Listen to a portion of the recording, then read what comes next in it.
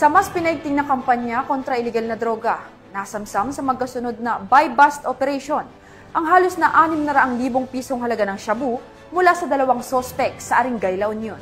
Tinutukan niya ni Police Corporal Mark Anthony Pico.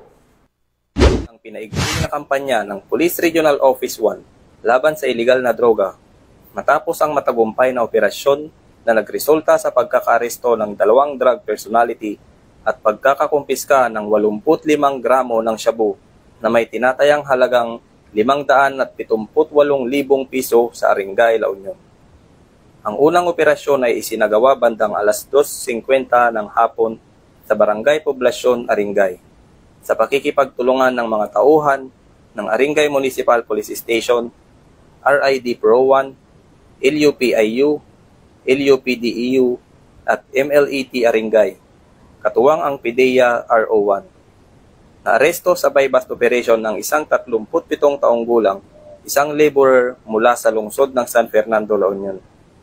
Nasamsam sa kanya ang 35 gramo ng shabu na tinatayang nagkakahalaga ng 238,000 piso na nakalagay sa 2 heat-sealed na transparent plastic sachet kasama ng iba pang non-drug evidence.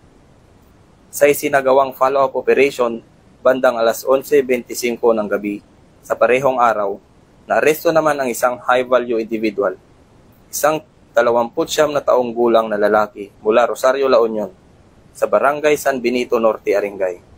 Nakumpiska mula sa kanya ang 50 gramo ng shabu na nagkakahalaga ng 340,000 piso na nakapaloob sa 6 na heat-sealed na transparent plastic sachet at iba pang non-drug evidence. Dinala ang parehong sospek sa Aringay Municipal Police Station para sa kaukulang dokumentasyon.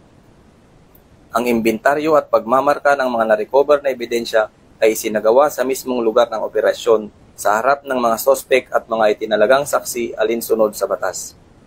Nahaharap ang mga naarestong sospek sa kasong paglabag sa RA 9165 o Comprehensive Dangerous Drugs Act of 2002. Pinuri ni Police Brigadier General Dendo R. Reyes ang mabilis at koordinadong aksyon ng mga operatiba at binigyang diin na ang magkasunod na operasyon sa Aringay ay malinaw na patunay ng determinasyon ng Police Regional Office 1 na buwagin ang mga drug network at pangangalagaan ang mga komunidad sa rehiyon.